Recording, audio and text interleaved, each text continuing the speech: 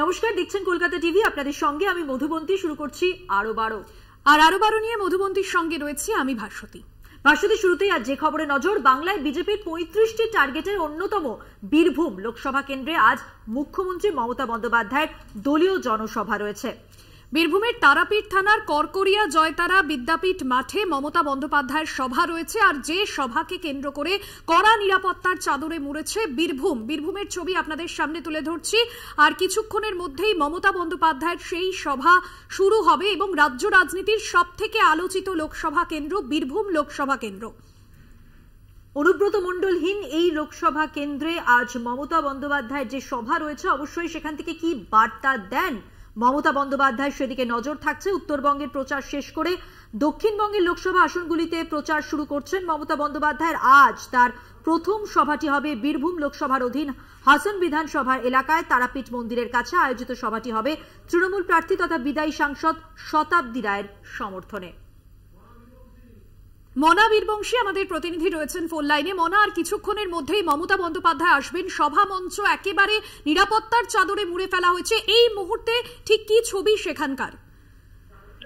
হ্যাঁ দেখো মধুবন্তী, এই মুহূর্তে দাঁড়িয়ে বিশেষ করে বলা যেতে পারে যে বীরভূম লোকসভা কেন্দ্রের তারাপীঠ সংলগ্ন হাসন যে বিধানসভা কেন্দ্র, করকরিয়া জয়তরা বিদ্যাপীঠ যে মাঠ, সেই মাঠেই মুখ্যমন্ত্রী মমতা বন্দ্যোপাধ্যায় আর কিন্তু সভা রয়েছে, জনসভা। এবং তুমি জানো যে বীরভূম লোকসভা কেন্দ্রের তৃণমূল প্রার্থী শতাব্দী রায়, তার সমর্থনে কিন্তু মূলত আজকে দক্ষিণবঙ্গে বীরভূম দিয়েই তার প্রচার শুরু হচ্ছে। দেখো অবশ্যই তুমি জানো যে প্রায় 2 বছর হয়ে গেল বীরভূমে তৃণমূলের যিনি ভোটের সেনাপতি অনুব্রত মণ্ডল, তিনি কিন্তু অনুপস্থিত। তার না থাকায় এই প্রথম বীরভূমে একটি বড় ভোট, লোকসভা নির্বাচন। তুমি জানো যে নির্বাচন রাষ্ট্রে ক্ষমতায় কে থাকবে, দেশ পরিচালনা করবে কে, কোন দল, সেই নির্বাচন কিন্তু হতে চলেছে। খুব স্বাভাবিকভাবেই আজকে এই সভাস্থল থেকে, অর্থাৎ হাসন বিধানসভা থেকে যে সভাস্থল, সেখান থেকে মুখ্যমন্ত্রী মমতা বন্দ্যোপাধ্যায় ঠিক কি বার্তা দেন সেদিকেই কিন্তু এই মুহূর্তে দাঁড়িয়ে অবশ্যই শাসক দল তৃণমূল কংগ্রেসের প্রথম সারির যারা নেতা রয়েছেন তারা তো মুখিয়ে রয়েছেন, এছাড়াও তৃণমূল কংগ্রেসের যারা কর্মীরা রয়েছে তারাও কিন্তু তাকিয়ে রয়েছেন। যে তুমি জানো যে 4র্থ দফার নির্বাচন রয়েছে আগামী 13ই মে বীরভূমে, সেই তার আগেই মমতা বন্দ্যোপাধ্যায় সভা করবে। সেই সভা থেকে কি বার্তা দেয় সেটাই কিন্তু অবশ্যই দেখার। তবে অবশ্যই তুমি জানো যে সকাল থেকে যে এই খবরে আমরা রয়েছি, এবং নিরাপত্তার পর্বটা তো অবশ্যই এই মুহূর্তে দাঁড়িয়ে কঠোর নিরাপত্তার ব্যবস্থা করা হয়েছে। তার কারণ হচ্ছে আমরা বিগত দিনে দেখেছিলাম যখন মুখ্যমন্ত্রী মমতা বন্দ্যোপাধ্যায় বীরভূমে জেলা সফর এসেছেন, কখনো বোলপুর, কখনো সিউড়ি, কখনো রামপুরহাট, বিগত দিনে যে নিরাপত্তার ছবি উঠে আসে আর আজকের নিরাপত্তা অবশ্যই আকাশ পাতাল কিন্তু ফারাক দেখা যাচ্ছে।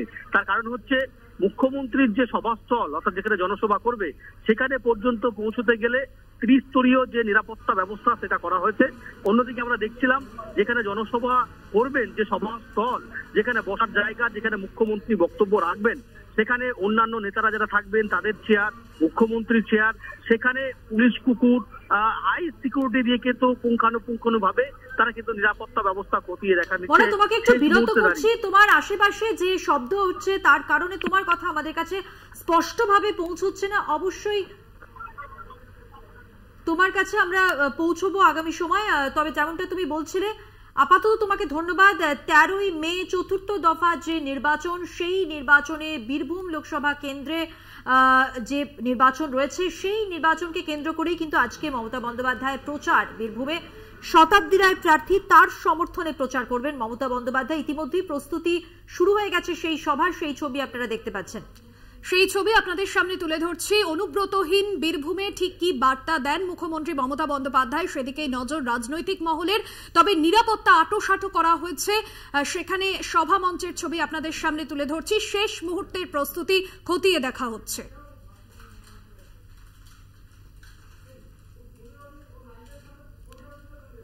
উত্তরবঙ্গের প্রচার শেষ করে দক্ষিণবঙ্গের লোকসভা আসনগুলিতে প্রচার শুরু করতে চলেছেন মমতা বন্দ্যোপাধ্যায়। আজ তার প্রথম সভাটি বীরভূম লোকসভার অধীন হাসন বিধানসভা এলাকায় তারাপীঠ মন্দিরের কাছে আয়োজিত সভা, যার প্রস্তুতির ছবি আপনারা দেখতে পাচ্ছেন।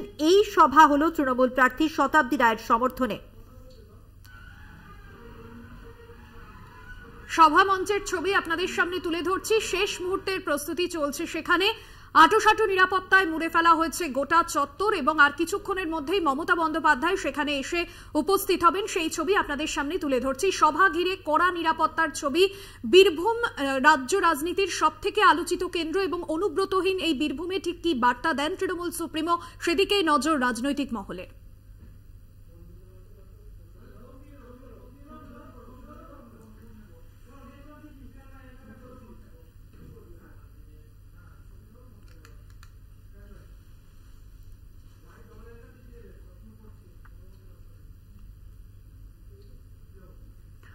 মালদায় অমিত শাহ রোড শো। ফোয়ারা মোড় থেকে রবীন্দ্র অ্যাভিনিউ পর্যন্ত এই রোড শো বিজেপি প্রার্থী শিরূপা মিত্র চৌধুরীর সমর্থনে একেবারে। এবং আগামী 7ই মে মালদা দক্ষিণে ভোট রয়েছে। তৃতীয় দফায় এই আসনে আমরা দেখেছি কংগ্রেসের শক্ত ঘাঁটি মালদা দক্ষিণ এবং পরপর 3বার সেখানে লোকসভা আসন জয়লাভ করেছিল কংগ্রেস। সেক্ষেত্রে দাঁড়িয়ে কংগ্রেসকে টক্কর দেওয়ার চ্যালেঞ্জ এবার বিজেপির, আর সেখানেই কিন্তু জোর প্রচার রয়েছে আজ অমিত শাহ। মালদহে অমিত শাহর রোড শো। ফোয়ারা মোড় থেকে রবীন্দ্র এভিনিউ পর্যন্ত সেই রোড শো। অসংখ্য বিজেপি কর্মী সমর্থকরা সেখানে রয়েছেন। বিজেপি প্রার্থী শিরূপা মিত্র চৌধুরীর সমর্থনে রোড শো সেখানে চলছে এবং কংগ্রেসকে টক্কর দেওয়ার যেরকম চ্যালেঞ্জ রয়েছে সেখানে ঈশা খান চৌধুরী কংগ্রেস প্রার্থী মালদা দক্ষিণের। গৌতম চক্রবর্তী আমাদের প্রতিনিধি রয়েছেন ফোন লাইনে। গৌতম, ফোয়ারা মোড় থেকে রবীন্দ্র এভিনিউ পর্যন্ত রোড শো অমিত শাহ, কতটা সাড়া পাওয়া যাচ্ছে অমিত শাহ রোড শো ঘিরে এই মুহূর্তে, সেখানকার কি ছবি?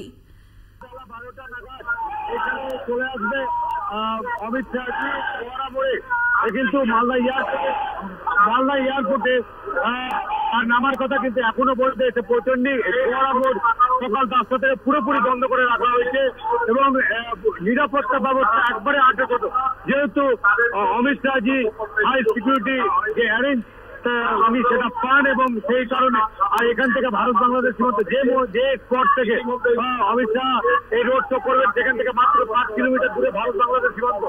ফলে সেন্ট্রাল যে নিরাপত্তা এজেন্সি তারা তো রয়েছে এখানকার লোকাল পুলিশ সমস্তটাই নিরাপত্তা আতঙ্ক করা রয়েছে এবং এই মুহূর্তে যে রথে করে অমিত শাহ যাবেন সেই রথ কিন্তু সাজানো এবং রথের করে যারা নিরাপত্তা কর্মী তারা পুরো চেক করে রেখেছেন।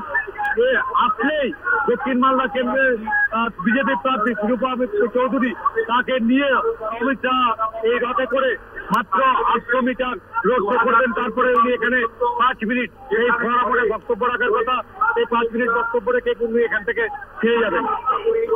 গৌতম, তুমি নিরাপত্তার কথা বললে এবং যে রোড শো, যে পরিমাণ মানুষের ভিড়, সব ছবিটাই আমাদের সামনে তুলে ধরলে। প্রচারে আর কি চমক রয়েছে আজকে? অমিত শাহ তিনি আসছেন এবং বালুরঘাটের পর এখানে তিনি যখন আসছেন মোটামুটি কি বার্তা দিতে চলেছেন এবং কি চমক রয়েছে, সব মিলিয়ে যদি ছবিটা আরো একবার স্পষ্ট করো। দেখো, গতকালকে অমিত শাহ এই মালদাতে আসবেন এমনটাই খবর ছিল, কারণ দার্জিলিং এ উনি সভা করতে পারেননি আবহাওয়ার জন্য। পাশাপাশি অমিত শাহর একটা আলাদা কিন্তু জনপ্রিয়তা রয়েছে গোটা মালদা জেলা জুড়ে। এর আগে যখন লোকসভা নির্বাচন হয়েছিল সেই লোকসভা নির্বাচনে অমিত শাহজি মালদায় এসেছিলেন এবং বাইপাসের ধারে বিরাট একটা জনসভা করেছিল এবং প্রায় 50,000 থেকে 60,000 মানুষের ভিড় হয়েছিল। আজকেও কিন্তু এই প্রচন্ড রোদকে উপেক্ষা করে এই আজকে টেম্পারেচার প্রায় 40 ডিগ্রির উপরে মানুষ কিন্তু ধৈর্য হারাননি। সকাল 10টা থেকে মানুষ দাঁড়িয়ে রয়েছে এবং এই মানুষেরা খালি অমিত শাহকে চোখের দেখার জন্য তারা জমায়েত হয়েছে। পাশাপাশি আরেকটা ব্যাপার বলে রাখি, 26 তারিখ প্রধানমন্ত্রী নরেন্দ্র মোদী বাংলায় রোড শো করবেন এবং সেখানে জনসভা করবেন। যে মাঠে 2019-এ অমিত শাহ সভা করেছিলেন সেই মাঠে প্রধানমন্ত্রী আসছেন, সেখানে জনসভা করবেন এবং রোড শো করবেন। একইভাবে এই যে বিজেপি একটা প্রচারের আলাদা মাত্রা, হাই ভোল্টেজ 2 মেগা পলিটিক্যাল তারকাকে হাজির করতে পেরেছে এবং তারা মনে করছে যে এবার তাদের যে শেষ মুহূর্তের প্রচার সেটা তাদের কাজে দিবে এবং তারা আম জনতার ভোট তারা তাদের দিকে টানতে পারবে। একদমই ধন্যবাদ জানাবো। গৌতম চক্রবর্তী প্রতিনিধি ছিলেন ফোন লাইনে। মালদহে অমিত শাহ রোড শো এবং সেই রোড শো ঘিরে বিজেপির কর্মী সমর্থকরা উপস্থিত হয়েছেন। আর কিছুক্ষণের মধ্যেই এসে পৌঁছবেন অমিত শাহ এবং এই রোড শো ঘিরে উচ্ছ্বাস বিজেপি কর্মী সমর্থকদের মধ্যে।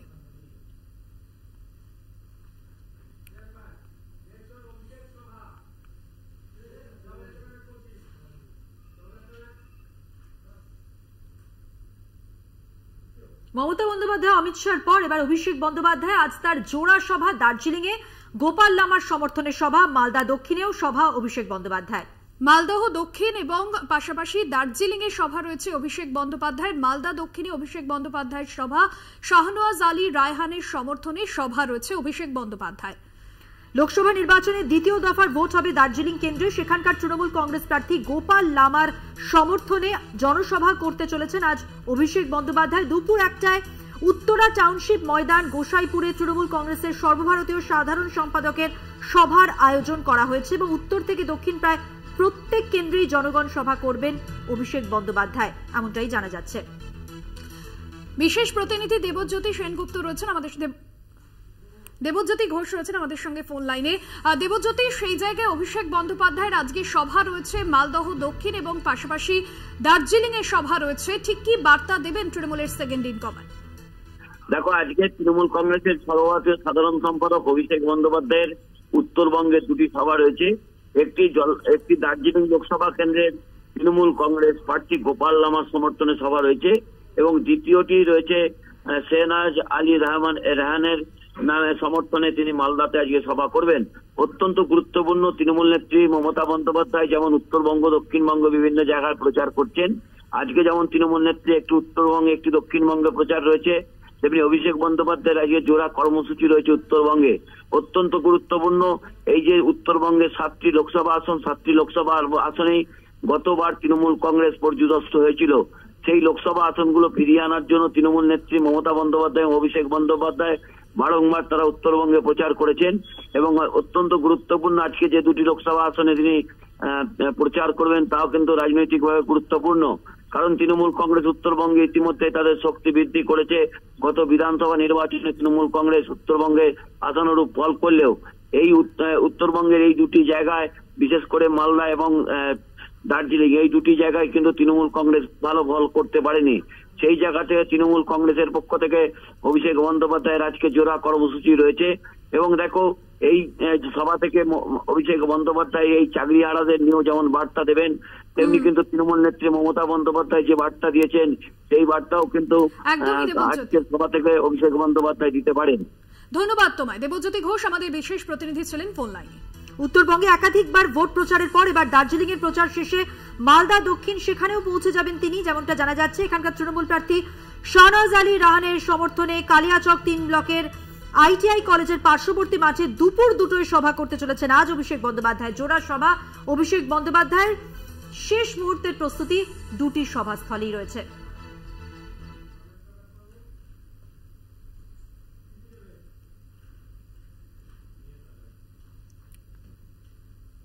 এবার যে খবরে নজর রাখবো, রাজ্যের মুখ্য সচিবকে হুঁশিয়ারি, আদালতে নিয়োগ দুর্নীতি মামলায় গ্রেফতার আধিকারিকদের বিচার শুরু নিয়ে অবস্থান জানানোর শেষ সুযোগ মুখ্য সচিবকে। 2রা মের মধ্যে অবস্থান জানাতে নির্দেশ দেওয়া হয়েছে বিচারপতির পক্ষ থেকে, আর এই নিয়ে চতুর্থবার সুযোগ মুখ্য সচিবকে হুঁশিয়ারি, আদালতের মুখ্য সচিবকে অবস্থান না জানালে অবমাননার রুল জারির হুঁশিয়ারি। নিয়োগ দুর্নীতিতে গ্রেফতার সরকারি আধিকারিকদের বিচার শুরু নিয়ে অবস্থান জানাতে নির্দেশ দেওয়া হয়েছে মুখ্য সচিবকে। 2রা মের মধ্যে অবস্থান জানাতে নির্দেশ বিচারপতির, মুখ্য সচিবকে হুঁশিয়ারি, আদালতের নিয়োগ দুর্নীতি মামলায় গ্রেফতার সরকারি আধিকারিকদের বিচার শুরু নিয়ে অবস্থান জানানোর নির্দেশ। আরো বিস্তারিত জানাবেন এই প্রসঙ্গে আমাদের সঙ্গে টেলিফোন লাইনে রয়েছেন আমাদের প্রতিনিধি পীযূষ কান্তি নাগ। পীযূষ, এই যে নির্দেশ এবং এই গোটা বিষয়টা সম্পর্কে আরো যদি একটু স্পষ্ট করো আমাদের। দেখো, রাজ্যের মুখ্য সচিবের কাছে কলকাতা হাইকোর্ট একটি রিপোর্ট দিয়ে পাঠিয়েছিল, মূলত যেই ঘটনার সঙ্গে যুক্ত সিবিআই যে তদন্ত করছে এবং এই ঘটনার সঙ্গে যুক্ত রাজ্যের যে সমস্ত প্রভাবশালী যারা রয়েছেন তাদের বিরুদ্ধে তদন্তের নির্দেশ দিক, তদন্ত করুক এবং বিচার প্রক্রিয়া শুরু করুক। মূলত রাজ্যের যে সমস্ত প্রভাবশালী যারা রয়েছেন তাদের বিরুদ্ধে তদন্ত করতে গেলে রাজ্য সরকারের একটি অনুমতি লাগে, তার কারণ যেহেতু তারা রাজ্য সরকারের অধীনে এবং এক্ষেত্রে সেই অনুমতি দেওয়ার নির্দেশ দেওয়া হয়েছিল রাজ্যের মুখ্য সচিবকে। কিন্তু রাজ্যের মুখ্য সচিব বারংবার আদালতের কাছে সময় চান এবং আজকেও নির্ধারিত সময়সীমা থাকলেও রাজ্যের মুখ্য সচিব সেই রিপোর্ট জমা দিতে পারেননি। এতে রুষ্ট হন বিচারপতি জয়মাল্য বাগচি। তিনি বলেন যে নির্বাচনী কারণ দেখিয়ে রাজ্যের মুখ্য সচিব এই রিপোর্ট থেকে এড়িয়ে যাচ্ছেন তা কিন্তু সঠিক নয়। তার সঙ্গে নির্বাচনের কোনো সম্পর্ক নেই। আদালত মনে করছে যে প্রভাবশালীদের প্রভাব এতটাই বেশি যাতে যার প্রভাব পড়ছে রাজ্যের মুখ্য সচিবের ওপরে, এবং সেই প্রভাব পড়ার ফলেই তিনি এই ধরনের সিদ্ধান্ত গ্রহণ করতে পারছেন না। আদালতের কাজ হচ্ছে যে তদন্ত সঠিক পথে এগোচ্ছে কিনা বা তদন্ত এগিয়ে নিয়ে যাওয়ার ক্ষেত্রে কোনো প্রতিবন্ধকতা সৃষ্টি হচ্ছে কিনা। সেই প্রতিবন্ধকতা সৃষ্টি হলে সেই প্রতিবন্ধকতাকে নিরসন করাই হচ্ছে আদালতের মূল কাজ। অর্থাৎ এক্ষেত্রে রাজ্যের মুখ্য সচিব যদি সেই রিপোর্ট তিনি অনুমতিপত্র না দেন, তাহলে সেক্ষেত্রে আদালতকে সেই ভূমিকা গ্রহণ করতে হবে এবং আদালতকে নির্দিষ্ট নির্দেশিকা জারি করে তাদের বিরুদ্ধে তদন্তের যে নির্দেশ বা বিচার প্রক্রিয়া শুরু করার নির্দেশ, তা কিন্তু নির্দেশ দিতে আদালত বাধ্য থাকবে। এছাড়াও আদালত পরিষ্কার জানিয়ে দিয়েছে যে আগামী 2রা মের মধ্যে যদি রাজ্যের মুখ্য সচিব এই সিদ্ধান্ত গ্রহণ না করেন, তাহলে তার বিরুদ্ধে আদালত অবমাননার রুল জারি করা হবে। একদমই, ধন্যবাদ তোমায়।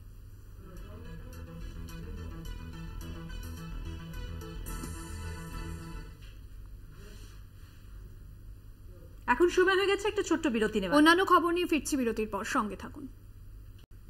ফিরে এলাম বিরতির পর। যে খবরে আমরা নজর রেখেছি, আজ সারাদিনই প্রচার সভা রয়েছে মমতা বন্দ্যোপাধ্যায়, অভিষেক বন্দ্যোপাধ্যায় এবং অমিত শাহ। তাদের যে সমস্ত নির্বাচনী কর্মসূচি রয়েছে সেই সমস্ত নিয়ে আমরা ঘুরিয়ে ফিরে আলোচনা করছি। আরো 12তে এবার বীরভূমের ছবি দেখাবো।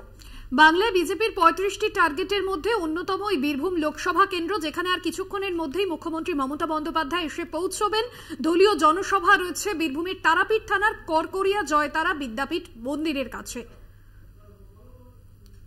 অনুব্রতহীন বীরভূমে মমতা বন্দ্যোপাধ্যায় আজকে যে সভা করবেন, কি বার্তা দিতে পারেন, সবটাই জানবো, প্রস্তুতির ছবি জানবো। আমাদের সঙ্গে সরাসরি রয়েছেন আমাদের প্রতিনিধি মনা বীরবংশী।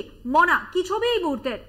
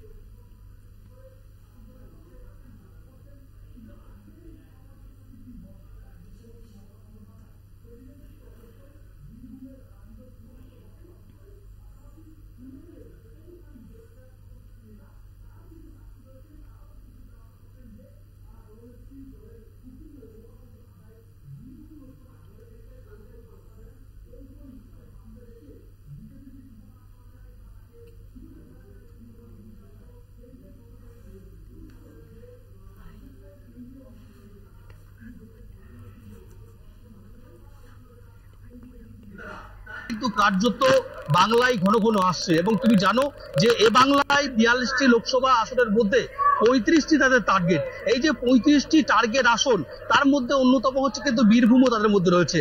তার কারণ তুমি জানো গত 19-এ আমরা যে ফলাফল লোকসভায় দেখেছিলাম, 4টি বিধানসভায় কিন্তু এগিয়ে ছিল 7টি বিধানসভার মধ্যে। তার মধ্যে রয়েছে দুবরাজপুর, সিউড়ি, রামপুরহাট, এছাড়াও সাঁইথিয়া, এই 4টি বিধানসভা রয়েছে। কিন্তু অন্য যে 3টি বিধানসভা রয়েছে, হাসন, মুরারই এবং নলহটি, এই 3টি বিধানসভায় কিন্তু তৃণমূল ব্যাপকভাবে ভোট মার্জিন বেড়েছিল। খুব স্বাভাবিকভাবেই শতাব্দী প্রায় লক্ষাধিক ভোটে কিন্তু 2019-এ কিন্তু জয়লাভ করে। খুব স্বাভাবিকভাবেই শাসক দল তৃণমূল কংগ্রেস কিন্তু একেবারেই তারা কিন্তু জোর দিচ্ছে, তারা কিন্তু পিছু পা থাকতে চাইছেন না। বিশেষ করে হাসন বলো, যে হাসন মিল্টন রশিদ বীরভূম লোকসভা কেন্দ্রের কংগ্রেস প্রার্থী, এখানে একসময় তিনি হাসনের বিধায়ক ছিলেন।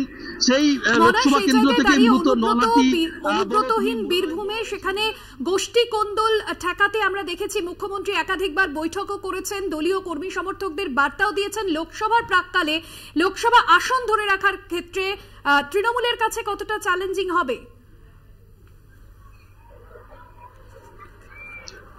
দেখো মধুবন্তী, তুমি যে প্রশ্নটা করলে এটা নিঃসন্দেহে অত্যন্ত গুরুত্বপূর্ণ প্রশ্ন, যে এই দুটি যে লোকসভা কেন্দ্র সেটা জয়ের ধারা অব্যাহত রাখতে বা তাদের হাতে রাখতে কি কৌশল রয়েছে। অবশ্যই দেখো, তুমি জানো যে বোলপুর লোকসভা কেন্দ্র, যেখানে তৃণমূল প্রার্থী, দ্বিতীয়বারের প্রার্থী হচ্ছে অসিত বাগ, সেখানে এই মুহূর্তে দাঁড়িয়ে এখনো পর্যন্ত তুমি জানো যে 13ই মে চতুর্থ দফা নির্বাচন এই দুটি লোকসভা কেন্দ্রে রয়েছে।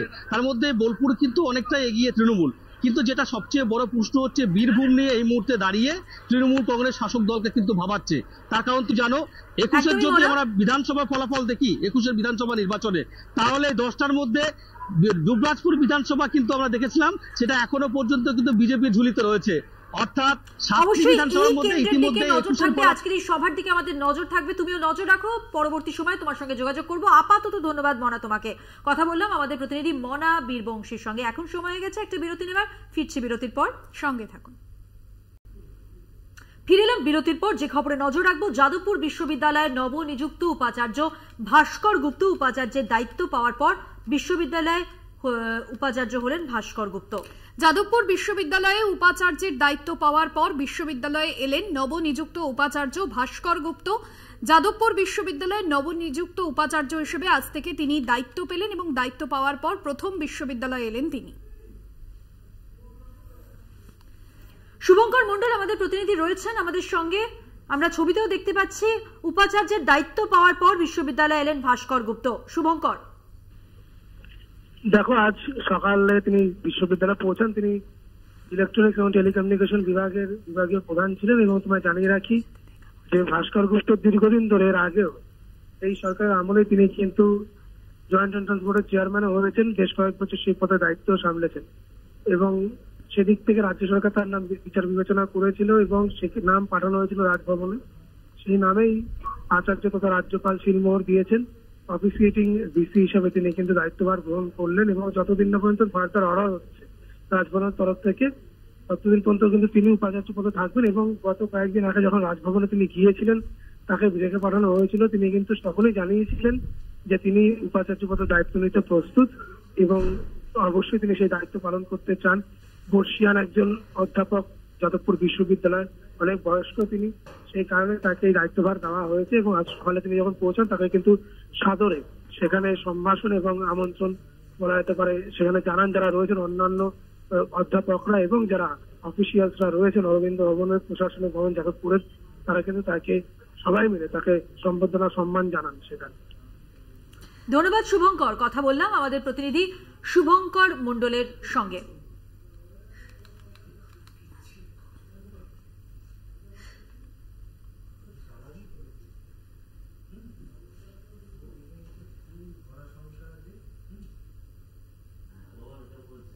আর এবার যে খবরে নজর রাখবো, আরাবুল ইসলাম ও শওকত মোল্লার দ্বৈরথ কলকাতা হাইকোর্টে। 15 জুন ভাঙড়ের সংঘর্ষে 3 জনের মৃত্যু হয়। প্রাক্তন বিধায়ক আরাবুল ইসলাম সহ 5 জন গ্রেপ্তার, তদন্ত এগোয়নি দাবি মামলাকারীর হাইকোর্টের। অনুমতি ছাড়া ফাইনাল রিপোর্ট জমা নয়, নিম্ন আদালতে এই রিপোর্ট দিতে পারবে না পুলিশ, এমনটাই জানা যাচ্ছে। পুলিশকে কেস ডায়েরি জমা দিতে হবে।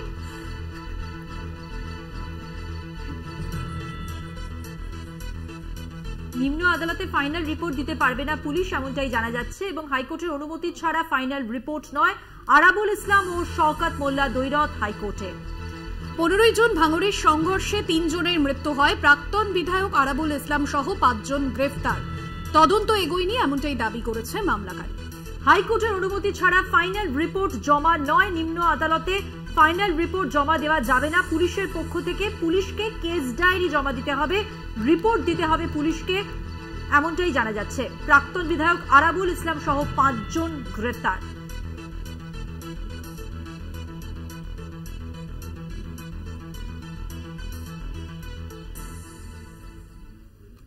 আর এবার যে খবরে নজর রাখবো, মনোনয়নপত্র জমা দিলেন শত্রুঘ্ন সিনহা, আসানসোলের তৃণমূল প্রার্থী শত্রুঘ্ন সিনহা। হুটখোলা গাড়িতে করে ধামসা মাদল বাজিয়ে মনোনয়নপত্র জমা দেন তিনি। সঙ্গে ছিলেন রাজ্যের মন্ত্রী মলয় ঘটক ও বিধায়ক বিধান উপাধ্যায়। মনোনয়নপত্র জমা দিলেন শত্রুঘ্ন সিনহা, সেই ছবি আপনাদের সামনে তুলে ধরছি।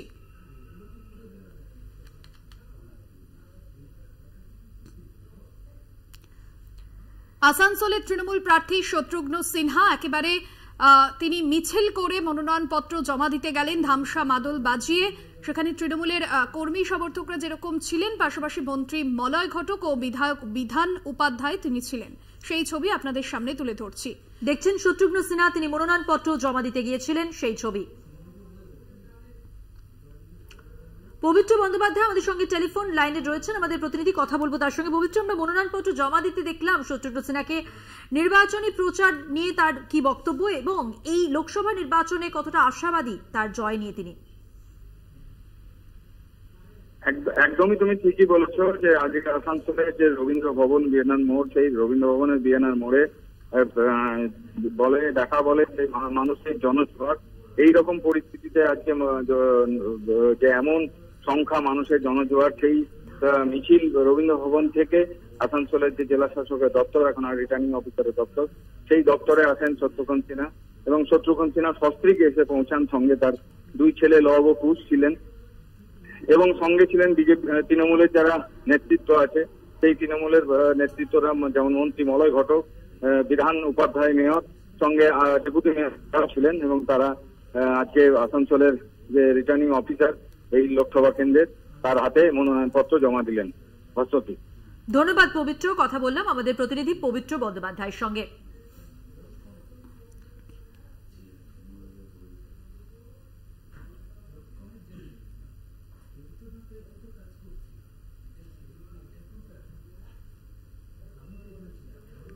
মমতা বন্দ্যোপাধ্যায় এবং অমিত শাহর সভার দিকে যেরকম আমরা নজর রেখেছি, অন্যদিকে আজ জোড়া সভা রয়েছে অভিষেক বন্দ্যোপাধ্যায়েরও।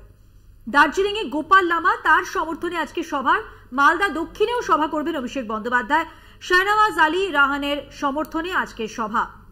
মালদা দক্ষিণে ভোট রয়েছে 3য় দফায়, অন্যদিকে দার্জিলিং লোকসভা কেন্দ্রে যেখানে ভোট রয়েছে 2য় দফায়।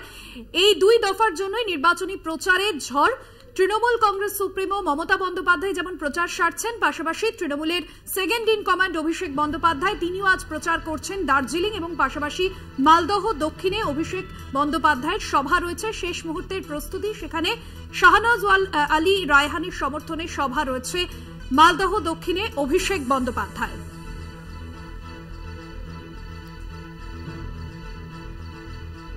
অন্যদিকে দার্জিলিং এ অভিষেক বন্দ্যোপাধ্যায়ের সভা 2009 থেকে দার্জিলিং লোকসভা কেন্দ্র, যেখানে বিজেপি বারবার জয়লাভ করেছে। শিলিগুড়ি থেকে সরাসরি রয়েছেন আমাদের প্রতিনিধি রিমা কুমার, কথা বলবো রিনার সঙ্গে। রিনা, দার্জিলিং এ আজকে যে প্রচার সভা রয়েছে, যে প্রচার কর্মসূচি রয়েছে অভিষেক বন্দ্যোপাধ্যায়ের, তার প্রস্তুতির ছবি তুমি কি দেখতে পাচ্ছ? ঠিক কখন এই প্রচার কর্মসূচি শুরু করতে চলেছেন অভিষেক বন্দ্যোপাধ্যায়, কি খবর রয়েছে তোমার কাছে?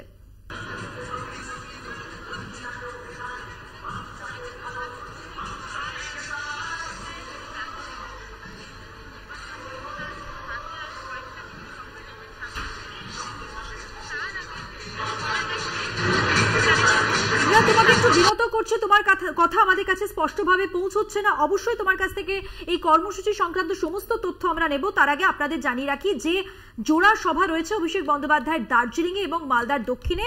সেই দার্জিলিং সভা কেন্দ্র থেকে আমাদের প্রতিনিধি রয়েছেন, প্রস্তুতির ছবি আমাদের সামনে তুলে ধরছিলেন। লোকসভা নির্বাচনের 2য় দফার ভোট হবে দার্জিলিং কেন্দ্রে, আমরা জানি। সেখানকার তৃণমূল কংগ্রেস প্রার্থী গোপাল লামা, তারই সমর্থনে জনসভা করতে চলেছেন আজ অভিষেক বন্দ্যোপাধ্যায়। দুপুর 1টায় উত্তরা টাউনশিপ ময়দান গোসাইপুরে তৃণমূল কংগ্রেসের সর্বভারতীয় সাধারণ সম্পাদকের সভার আয়োজন করা হয়েছে। সেই সভার ছবি আপনারা দেখতে পাচ্ছেন। প্রত্যেক কেন্দ্রে এইভাবেই জনগর্জন সভা করছেন অভিষেক বন্দ্যোপাধ্যায়, উত্তর থেকে দক্ষিণ। উত্তরবঙ্গে একাধিকবার ভোট প্রচারের পর দার্জিলিং এ প্রচার সভা।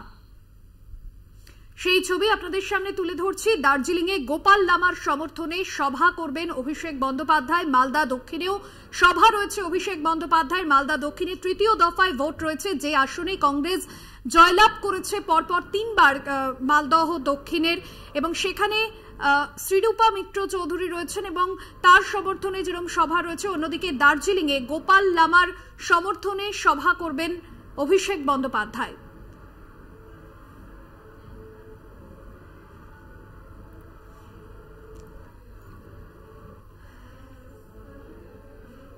দুপুর 1টা এখানেই উত্তরা টাউনশিপ ময়দান গোসাইপুরে তৃণমূল কংগ্রেসের সর্বভারতীয় সাধারণ সম্পাদকের সভা। সেই সভাস্থল থেকে রয়েছেন সরাসরি আমাদের প্রতিনিধি রীনা কুমার, যোগাযোগ করেছি তার সঙ্গে। রীনা, কি প্রস্তুতির ছবি দেখতে পাচ্ছ এই কর্মসূচিকে ঘিরে? কত মানুষের ভিড়, কত সমর্থকের ভিড় দেখতে পাচ্ছ, কি ছবি? একেবারে ভাস্বতী, দেখো আমরা জানি যে দ্বিতীয় পর্যায়ের যে নির্বাচন অর্থাৎ 26শে এপ্রিল, সেখানে কিন্তু দার্জিলিং লোকসভা কেন্দ্রেরও নির্বাচন রয়েছে এবং হাতে আর মাত্র কিছুটাই সময় রয়েছে। ফলে বলা যেতে পারে শেষ মুহূর্তের যে প্রচার রয়েছে সেখানে কিন্তু শাসক বিরোধী কেউই জায়গা ছাড়তে চাচ্ছে না। এবং আজকে দাঁড়িয়ে যে রয়েছে আমি বাগডোগরার যে গোসাইপুর ময়দান, টাউনশিপের যে ময়দান রয়েছে উত্তরা, সেখানে, এবং আজ সেখানে কিন্তু তৃণমূল কংগ্রেসের সর্বভারতীয় সাধারণ সম্পাদক অভিষেক বন্দ্যোপাধ্যায় তিনি কিন্তু প্রচারের সভা করবেন। এবং ইতিমধ্যে যা জানা গেছে যে দুপুর 1টা নাগাদ কিন্তু এই সভাস্থলে এসে যোগ দেবেন অভিষেক বন্দ্যোপাধ্যায়। এবং তার আগে যদি এখানে চিত্র দেখাবো যে এখানে যে কর্মী সমর্থকরা রয়েছে তাদের কিন্তু ভিড় আস্তে আস্তে জমায়েত করতে শুরু করেছেন এবং মঞ্চের প্রস্তুতিও কিন্তু শেষ হয়েছে এবং হাতে কিন্তু আর বেশিটা সময় নেই। যা জানা গেছে 1টা নাগাদই তা কিন্তু যে রয়েছে সভাস্থলে এসে যোগ দেবেন অভিষেক বন্দ্যোপাধ্যায়। এবং পাশাপাশি তোমাকে জানাবো যে আজ যেখানে এই মুহূর্তে অভিষেক বন্দ্যোপাধ্যায়ের 1টা নাগাদ যেখানে প্রচারী সভাস্থল রয়েছে, সেখানে দাঁড়িয়ে কিন্তু বিজেপিরও কিন্তু বিকেল 4টা নাগাদ কিন্তু শিলিগুড়ি যে প্রাণকেন্দ্র রয়েছে হাসমি চক, সেখান থেকে কিন্তু বিরোধী দলনেতা শুভেন্দু অধিকারী তিনিও কিন্তু একটি প্রচারের জন্য রোড শো করবেন। অর্থাৎ শাসক বিরোধী দুজনেই কিন্তু কোমর বেঁধে নেমে পড়েছে এই শেষ মুহূর্তে যে প্রচার রয়েছে সেই প্রচারে। ভাস্বতী, একদমই রীনা, আপাতত ধন্যবাদ তোমাকে। এই প্রচারের দিকে তুমি নজর রাখো, পরবর্তী সময় তোমার কাছ থেকে আরো আপডেট নেব।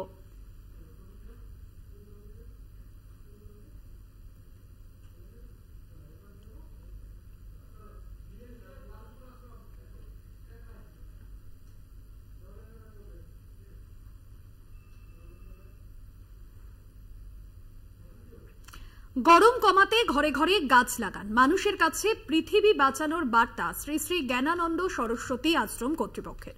বিশ্ব ধরিত্রী দিবসে নানা অনুষ্ঠানের মধ্য দিয়ে পালন করা হলো এই দিনটি। শোভাযাত্রার মাধ্যমে পরিবেশ বাঁচানোর জন্য দেওয়া হয় সচেতনতার বার্তা। দেখুন,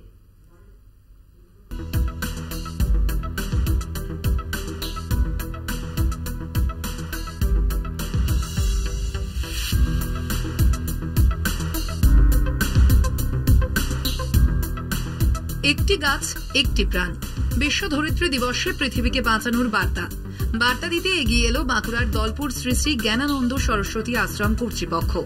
ছোটদের নিয়ে বর্ণাঢ্য শোভাযাত্রা, চারাগাছ বিতরণ ও বসে আঁকো প্রতিযোগিতার আয়োজন করে আশ্রম কর্তৃপক্ষ। সোমবার সকাল থেকে নানান অনুষ্ঠানের মধ্য দিয়ে পালন করা হলো দিনটি। সকালে দলপুর আশ্রম থেকে খড়বোনা পর্যন্ত কচি কাঁচাদের নিয়ে বিশেষ শোভাযাত্রা অনুষ্ঠিত হয়।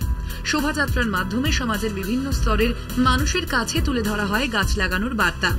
পৃথিবীকে বাঁচাতে প্লাস্টিক বর্জন আর থার্মোকলের মতো পরিবেশ দূষণ সৃষ্টিকারী নানান বস্তুকে বর্জন করার সচেতনতার বার্তা দেওয়া হয়। র্যালি শেষে আশ্রম প্রাঙ্গণে নতুন প্রজন্মের হাতে তুলে দেওয়া হয় নানান ফলের চারাগাছ। পৃথিবীকে বাঁচানোর থিমে শিশুদের নিয়ে চলল বসে আঁকো প্রতিযোগিতাও।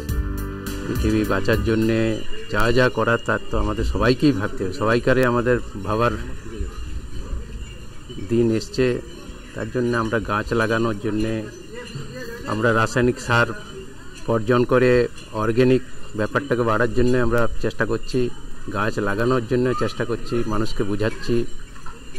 এইভাবে আমাদের ভাবতে হবে। মূলত মানুষের মধ্যে সচেতনতা তৈরি করা। আমরা মানুষের কাছে বার্তা দিতে চাইছি যে আজ পৃথিবীর এই যে অবস্থা তার মূল কারণই হচ্ছে আমরা এবং আমাদের পূর্বপুরুষরা এবং আমাদের এই প্রজন্মই বিশেষ করে পৃথিবীর ম্যাক্সিমাম অংশের ক্ষতিটা করেছে। তাই আমাদেরই দায়িত্ব হচ্ছে আগামী প্রজন্মের কাছে একটা সুন্দর পৃথিবী ফিরিয়ে দিতে। পরিবেশের পক্ষে একটা যে র্যালি হলো ওটা খুব ভালো হলো। আর আমরা সকাল থেকে এসছি, আমরা র্যালি করলাম, গাছ লাগানোর কথা বললাম, গাছ লাগালে যাতে এই গরমটা কমে তার একটা করলাম, সচেতনমূলক বার্তা দিলাম আর কি। এই মহতি প্রয়াসকে স্বাগত জানান বাঁকুড়াবাসী। বাঁকুড়া থেকে সৌরভ গঙ্গোপাধ্যায়ের রিপোর্ট, কলকাতা টিভি।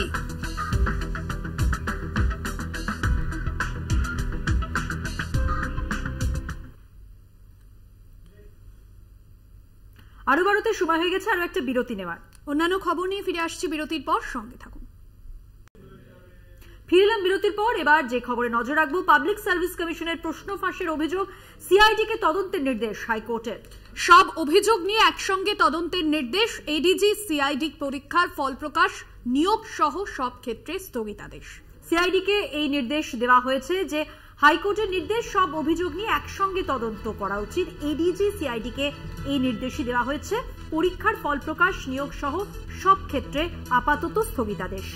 সিআইডিকে তদন্তের নির্দেশ কলকাতা হাইকোর্টের, পরীক্ষার ফল প্রকাশ, নিয়োগ সহ সমস্ত ক্ষেত্রে স্থগিতাদেশ। অন্যদিকে সমস্ত অভিযোগ নিয়ে তদন্তের নির্দেশ এডিজি সিআইডিকে।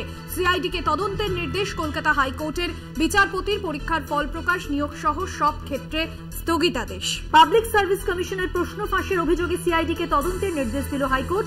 এডিজি সিআইডিকে নির্দেশ, রাজ্যের যেখানে যত এফআইআর হয়েছে এই প্রশ্ন ফাঁসের সব অভিযোগ নিয়ে একসঙ্গে তদন্ত করতে হবে। আগামী 22 মে রিপোর্ট দিতে হবে সিআইডিকে। আপাতত ওই পরীক্ষার ফল প্রকাশ, নিয়োগ সহ সব ক্ষেত্রে স্থগিতাদেশ। বিচারপতি রাজাশেখর মান্থার।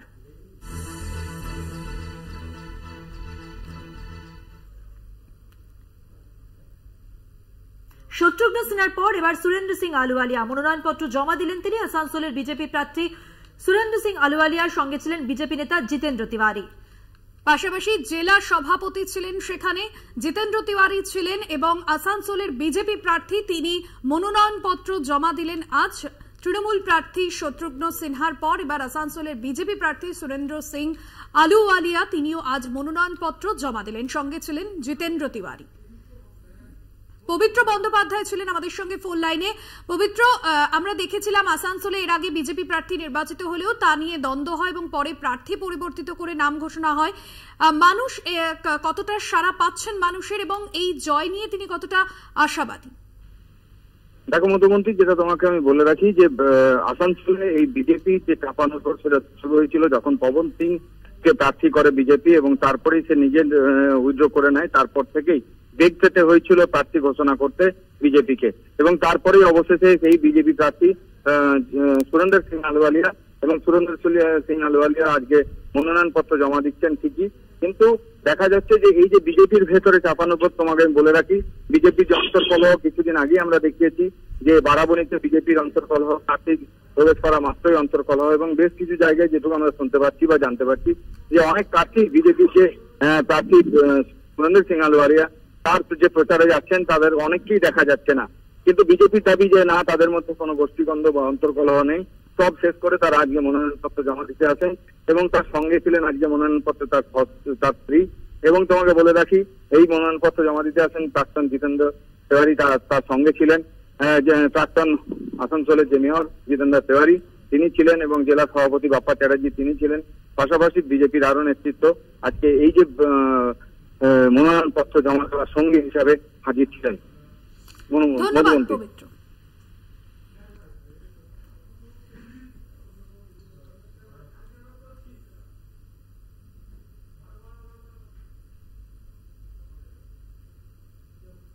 যারা ঝামেলার সৃষ্টি করছেন তারা এখন থেকেই সাবধান হয়ে যান, না হলে ৪ জুনের পর হিসেব হবে। সাত সকালে কাঁধে গদা নিয়ে প্রাতঃভ্রমণে বেরিয়ে তৃণমূলকে হুঁশিয়ারি দিলেন বিজেপি প্রার্থী দিলীপ ঘোষ। আর নির্বাচনী প্রচারে গিয়ে দিলীপ ঘোষ কিন্তু প্রায় প্রত্যেকবারই একের পর এক মন্তব্য করে বিতর্ক তৈরি করেছেন।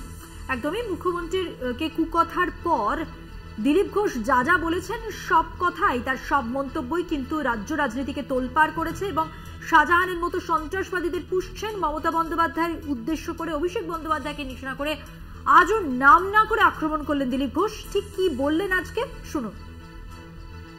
কে ওদের থ্রেট করবে? টেররিস্টরা ভয় দেখায়, আমাদের নেতাদের খুন করেছে, ভয় দেখাতো। যারা পার্টিতেই টেররিস্ট আছে, যারা সারা দেশের টেররিস্টদের বাংলায় শেল্টার দিয়েছে, টেররিস্ট নিয়ে যারা ঘুরে বেড়ায়, শাহজাহানের মতো টেররিস্টকে কে পুষেছে, তাদেরকে কে মারবে? আর ইলেকশনে কোনো ইস্যু নাই, এখন প্রাণের ভয়, এই তাই পুলিশকে ফিট করেছে, এই বলো তাই বলো, এই সব সিম্প্যাথির ভোট চলে যায়। আমি মহিলা, সেটা চলে গেছে, আমার ঠ্যাং ভেঙেছে চলে গেছে, আমার মাথা পেটেছে চলে গেছে, এখন আমাকে মারছে। আরে তোমাকে পাশ দিয়ে কুকুরও দেখবে না, চলে গেল। আজকে মহাবীর জয়ন্তী, হনুমানজির জয়ন্তী, তো হনুমানজির পুজো তো গদা নিয়েই করতে হবে। লাড্ডু তো খাবেন না উনি, ছোলা খাও আর গদা ঘোরাও, এটা হচ্ছে হনুমানজি।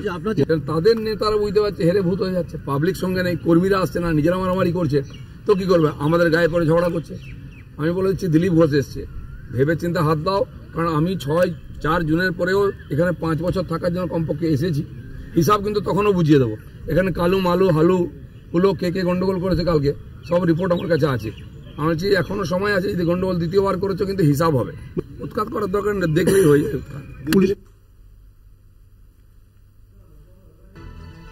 দিলীপ ঘোষের এই মন্তব্যের প্রেক্ষিতে তৃণমূল মুখপাত্র অরূপ চক্রবর্তী কি বলেছেন শুনুন এবার। সন্ত্রাসবাদীদের কারা পুষে সেটা ভারতবর্ষের মানুষ দেখেছে, যে মালেগাঁও বোমা বিস্ফোরণে অভিযুক্ত সাধ্বী প্রজ্ঞা, তাকে পার্লামেন্টে মেম্বার করে দিয়েছে ভারতীয় জনতা পার্টি। উড়িষ্যায় কেওনঝড়ে গ্রাহাম সুয়ারস্টাইনকে তার শিশুপুত্র সহ পুড়িয়ে খুন করার অভিযোগে অভিযুক্ত প্রতাপ ষড়ঙ্গীকে কেন্দ্রীয় মন্ত্রিসভায় স্থান দিয়েছে ভারতীয় জনতা পার্টি। সুতরাং টেরোরিস্টদের কারা পুষে সেটা নতুন করে ভারতবর্ষের মানুষকে শোনাতে হবে না। কথা এসে অভিষেক বন্দ্যোপাধ্যায়ের বাড়ির বাইরে রেকি করতে দেখা যাবে, আমার তো খুব সহজ দেখি। তার মানে টার্গেটটা কি মমতা বন্দ্যোপাধ্যায়ের, অভিষেক বন্দ্যোপাধ্যায় রাজনৈতিক ভাবে পেরে উঠছে না বলে এই ধরনের নিচে নামতে হবে? আসলে এই কাজগুলো দেখার কথা এনআইএ, টেরোরিজমকে খতম করার কাজ এনআইএ। এনআইএ যদি এই কাজেই ব্যস্ত থাকছে তাহলে এনআইএ এর কর্মদক্ষতা নষ্ট হতো না। তাই খুব স্বাভাবিকভাবে এনআইএ যে কাজ করার কথা সেই কাজ এনআইএ করতে পারে না। এনআইএ বিজেপি পার্টির অফিস বিহারের হয়ে কাজ করে। দিলীপ ঘোষকে বাংলার মানুষ জবাব দিয়ে দেবে, তার আগে দিলীপ ঘোষকে 2-2.5 ঘন্টা পাঠিয়ে দিয়েছে নব্য বিজেপিরা। দিলীপ ঘোষকে মেদিনীপুর থেকে ঘাট ধাক্কা দিয়ে হারিয়ে দিয়েছে গরমে। তবুও গরম বর্ধমান দুর্গাপুরের মধ্যে পানাগড় ভারতবর্ষের সবচেয়ে উষ্ণতম জায়গা।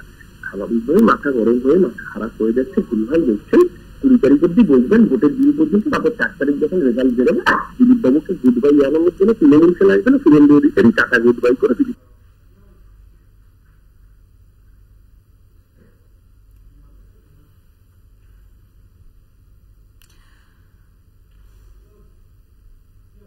আরো আজকের মতো এ পর্যন্তই। অন্যান্য খবরের জন্য দেখতে থাকুন কলকাতা টিভি রাত দিন 7 দিন।